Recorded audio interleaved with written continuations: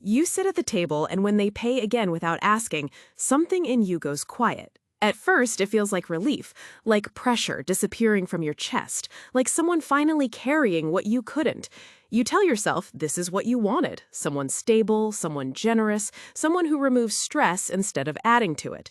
And for a while, it works exactly like that. You relax in ways you haven't in years. You stop calculating every decision. You stop scanning for what things cost. The tension you used to carry around money starts fading out of your body. But then something else fades with it. You start hesitating in moments that never required hesitation before. You think longer before disagreeing. You soften things that didn't need to be softened. You notice yourself adjusting to keep things smooth, even when nothing is being demanded from you. There's no argument, no control, no pressure. Just a quiet shift where the person removing your financial pressure becomes the person your stability depends on. And once that connection forms, your decisions stop being just decisions.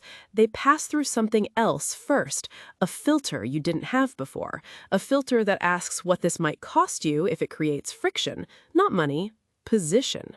And you don't notice it happening all at once. It builds in small moments. A pause before you speak, a second thought before you push back, a subtle awareness that the life you're living is no longer entirely yours to destabilize.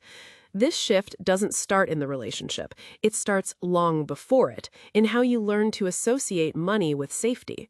If you grew up around instability, money decided whether things stayed calm or fell apart. It shaped tone, mood, and what was allowed to happen next. You learned early that the person holding stability shaped the environment, even if they never said it directly. You watched how tension moved around that person, how people adjusted to them, how certain conversations didn't happen when they were the one providing. And even if no one explained it, your system picked it up. Stability comes from one direction, and you don't disrupt the direction it comes from. So when someone removes financial pressure, it doesn't just feel helpful, it feels familiar. Your body recognizes the pattern before your mind does. The relief feels deeper than it should, not just because things are easier, but because something old is being resolved. Something that used to feel unstable now feels contained. And without realizing it, you step into the role you learned back then, the one that maintains stability, the one that avoids disruption, the one that keeps things from tipping. It doesn't feel like you're changing, it feels like you're being reasonable. But what's actually happening is that an old structure is being reactivated with a new person attached to it. One person carries stability, the other protects it. And once that locks in, the relationship stops being just two people interacting. It becomes a system that organizes who moves freely and who adjusts first. Once that structure locks in, your body starts protecting the source of stability, not in obvious ways, in small adjustments that feel automatic. You read tone faster. You correct yourself before anything becomes friction. It doesn't feel like fear, it feels like awareness. But your system is moving into preservation mode. The person covering everything becomes linked to safety, and your body treats anything that could disrupt that as a risk to reduce. So you smooth moments before they fully form. You choose softer words, you avoid edges that could turn into conflict. You let small things pass that you would have addressed before, not because you can't speak, but because something in you calculates the cost of tension differently now. That calculation runs fast. It filters what you say, how you say it, and whether it's worth saying at all. Over time, your reactions stop coming directly from you. They pass through the system first, a system designed to maintain stability, not express truth. And the more consistent the support becomes, the stronger that pattern gets, because your body keeps reinforcing the same conclusion. This works. This keeps things safe. Don't disrupt it. So the change isn't dramatic, it's controlled, it's subtle, but it's constant. And eventually, you don't notice that you're adjusting anymore. You just experience yourself as more careful, more measured, more selective. At some point, the adjustment stops feeling like strategy and starts feeling like identity. You notice it in small moments first. You want to say something direct, but it doesn't come out that way. You feel a reaction rise, but it gets edited before it leaves your mouth. And you don't fully recognize the person doing the editing, because there are now two versions of you in the same moment, one that reacts freely and one that protects stability, and they don't want the same outcome. One pushes for honesty, the other pulls back, because tension now carries weight it didn't carry before.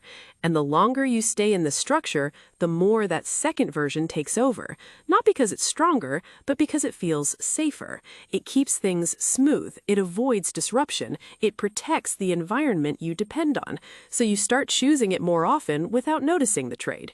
You call it being calm, being mature, but your identity is reorganizing around what maintains access to stability, and that creates a quiet conflict you can't fully explain, because nothing is being taken from you directly, but you feel less like yourself in moments that used to be simple. You hesitate where you used to move, you adjust where you used to be clear, and the confusion comes from the fact that everything still looks good on the outside.